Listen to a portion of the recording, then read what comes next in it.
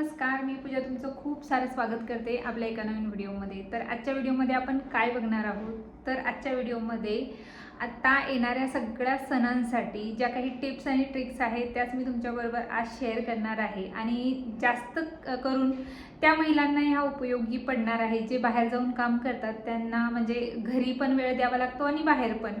तर ज्या काही वर्किंग वुमन आहेत त्यांच्यासाठी हा व्हिडिओ आजचा खूप स्पेशल असणार आहे। तर प्लीज चॅनलवर नवीन असाल तर प्लीज चॅनल सबस्क्राईब करा, तसंच बेल आयकनही प्रेस करा म्हणजे मी टाकलेल्या व्हिडिओची नोटिफिकेशन तुमच्यापर्यंत। सणासुदींच्या अगोदर आपण कोणकोणत्या तयाऱ्या केल्या तर आपले सण ही छान जातील आणि उत्साही जातील। फक्त कामाचं लोड आहे म्हणून आपण करतोय असं होणार नाही, मनातून तुम्ही प्रसन्न व्हाल आणि सगळ्या गोष्टी व्यवस्थित कराल।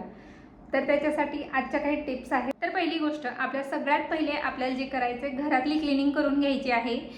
जर तुम्हाला पडदे बदलायचे असेल, घरात जे काही डेकोरेशनचे आयटम आणायचे अगोदर आपल्याला घराची डीप क्लिनिंग करायची आहे। डीप क्लिनिंग कशी की जे आपण रेग्युलर करतो ती क्लिनिंग वेगळी, पण बाप्पांना आपण घरी आणतोय, गौरी गणपती येत आहे तर त्यांच्यासाठी स्पेशल आपल्याला घराची डीप क्लिनिंग करायची आहे। घरात एक पॉझिटिव्ह एनर्जी बाप्पा आल्यावर तर येतेच, पण त्याच्या अगोदर बाप्पानेही आपल्या घरात छान प्रकारे यावं, विराजमान व्हावं, याच्यासाठी आपला घरही तसा पाहिजे। कामं असतील ते आपल्याला आवरून घ्यायचे आहे, बाकीचे जे काही गोष्टी आहेत त्या करून घ्यायच्या आहे। म्हणजे पहिली गोष्ट डीप क्लिनिंग करून घ्यायची आहे। त्याच्यानंतर आपल्याला एक लिस्ट बनवायची आहे। घरात जे काही मागच्या वर्षीचे जे काही डेकोरेशनचे आयटम आहे, जे काही वस्तू आहे, लायटिंग्स किंवा फ्लावर्स, जे काही आपण आर्टिफिशियल किंवा असे जे काही यूज करतो त्याचं आपल्याला एक लिस्ट बनवायची आहे, कोणत्या गोष्टी आपल्याकडे आहे।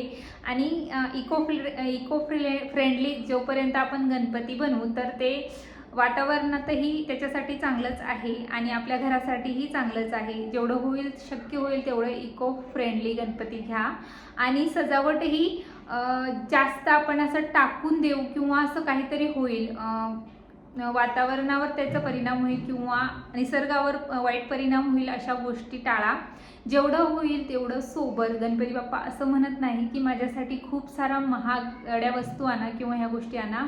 छान आणि पॉझिटिव्ह दोन झाडं तुम्ही जे काही रिअल प्लांट्स आहेत ते ठेवून सुद्धा आपल्या बाप्पांची छान अशी डेकोरेशन करू शकतात। पण ज्यांच्या परिस्थितीनुसार किंवा त्यांच्या इच्छेनुसार ते आपापल्या परीने सगळं करत असतात।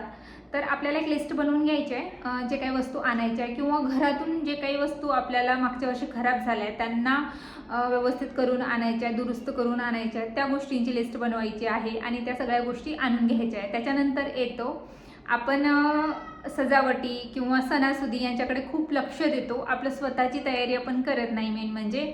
तर आपल्याला मेन म्हणजे आपल्या पण जे काही साड्या आहे, आपण पहिल्या दिवशी बाप्पांच्या आगमनासाठी कोणती साडी नेसणार आहोत, त्याच्यावर ब्लाऊज व्यवस्थित आहे का नाही, त्याच्यावरच्या सगळ्या गोष्टी व्यवस्थित आहे का नाही त्याही बघायच्या आहेत। त्याच्यानंतर त्याला मॅचिंग ज्वेलरी आहे की नाही, आणि ज्वेलरीचं जर तुम्हाला काही वाटत असेल की ज्वेलरी कुठून आणि कशी हे करावी तर प्लीज मला तुम्ही मेसेज करू शकता। संध्याच फॅशन वन असं म्हणून माझी इन्स्टा ID आहे, आवडीनुसार मी सगळ्या जे काही ज्वेलरी आहे तुमच्या साडींवर तशा मॅच करून देईल। नंतर येतो साड्या वगैरे आपल्या चूज करून झाल्या, त्याच्यानंतर येतो की आपण कोणत्या दिवशी कोणत्या प्रकारचे मोदक बनवणार आहोत। मी तुम्हाला सजेस्ट करेल, आत्ता सध्याचं जो काही वातावरण बाहेर चालू आहे त्यानुसार जेवढं होईल बाहेरच्या गोष्टी आणणं टाळा, घरीच बनवा। घरी जरी परफेक्ट नाही बनलं तरी ते आपल्या नजरेसमोर आपण बनवलंय याची एक समाधान आपल्या मनात असतो। तर जेवढं होईल तेवढे मोदकाचे भरपूर प्रकार आहे जे आपण घरी बनवू शकतो प्री प्लॅन करून व्यवस्थित प्रकारे। तर व्यवस्थित आपण घरीही ते मोदक छान बनवू शकतो। तर प्री प्लॅनिंग करून त्याचीही ठेवायची, कोणत्या दिवशी आपल्याला कोणता प्रसाद बाप्पांना दाखवायचा आहे, मोदक दाखवायचा आहे, परत गौरी गणपती असेल तर त्याच्यासाठी कोणकोणत्या गोष्टी आपल्याला घरी बनवायच्या आहे, त्याच्यात चकल्या, करंज्या, लाडू ह्या सगळ्या गोष्टी असतात। भरपूर सजावटीच्या गोष्टी सोबतच नैवेद्याचं किंवा जे काही आपल्याला प्रसाद ठेवायचा आहे त्याच्याही गोष्टी असतात। तर जे काही आपल्याला ठेवायचं आहे त्याचंही प्लॅनिंग, आता तुम्ही म्हणाल की जसं येईल तसं मी बनवेल, त्याच्यात काही नवीन नाही आहे, पण जर प्री प्लॅन असेल तर तुम्हाला मनात एक शांतता आणि समाधान असतो। लेडीजचं खूप गोंधळ असतो की उद्या काय करायचं हे ते, ह्या गोष्टी जर तुम्ही निवांत 2 तास लागतील तुम्हाला सगळ्या गोष्टींचं प्री प्लॅनिंग करायला, लिहून ठेवायला। आता मोबाईल आहे, मोबाईलमध्ये आपण लिहितो, मोबाईलमध्ये आपण जेव्हा नोट्स लिहितो ना त्या नोट्सकडे लक्ष आणि नोटिफिकेशन ज्या येतात त्याच्याकडे आपलं लक्ष जास्त वेधलं जातं। म्हणून मी म्हणेल जुनी पद्धत आहे, पण जुनं ते सोनं म्हणतात, म्हणून लिहून ठेवा. पेन वही घ्या आणि छान अशी लिस्ट तयार करा की काय काय तुम्हाला लागणार आहे, कोणकोणत्या गोष्टींची प्लॅनिंग तुम्हाला करायची आहे. या सगळ्या गोष्टी आपल्याला लिहून ठेवायच्या आहे अगोदर.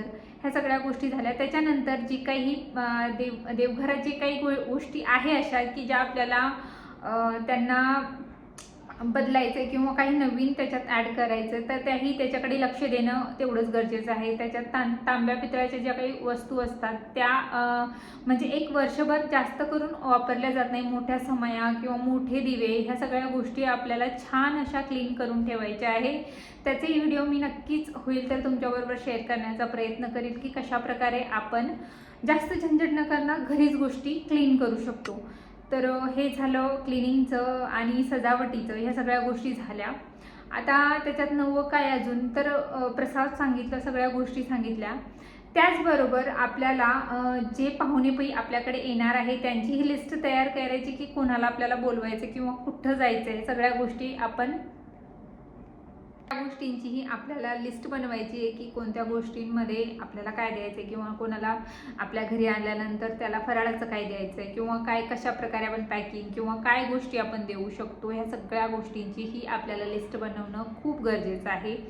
त्याचबरोबर जी जागा आहे तीही परफेक्ट चूज करून ठेवा. जाऊन गणपती जे काही तुम्ही आणणार असाल त्याची आता डिझाईन मी सांगणार नाही की डिझाईनचे घ्या असे तसे, जसाही असेल गणपती बाप्पा तो गणपती बाप्पा असतो. आपल्या मनात फक्त छान अशी उत्साह पाहिजे आणि मनाने आपण सगळ्या गोष्टी केल्या तर बाप्पा कोणत्याही रूपात येऊन आपल्याला दर्शन देतात.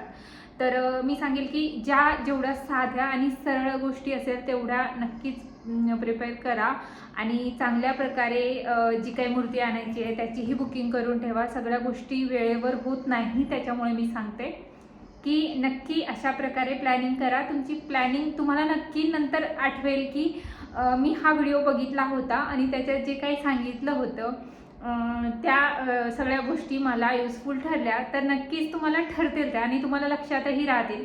तर आजच्या ह्या गोष्टी तुम्हाला कशा वाटल्या मला कमेंट बॉक्समध्ये नक्की कळवा आणि जर चॅनलवर नवीन असाल तर प्लीज चॅनल ही सबस्क्राईब करा. अशाच युजफुल आणि तुम्हाला स्मार्ट बनवतील किंवा घरात ज्या काही गोष्टी आहे याच्यामध्ये तुम्ही स्मार्ट व्हाल अशाच मी टिप्स घेऊन येत असते. तुम्हाला युजफुल हेल्पफुल ठरेल अशाच गोष्टी मी घेऊन येत असते. तर असा होता आजचा व्हिडिओ. नक्की आवडला असेल तर लाईक शेअर आणि सबस्क्राईब करा. परत भेटूया आपण एका नवीन व्हिडिओमध्ये. तोपर्यंत धन्यवाद.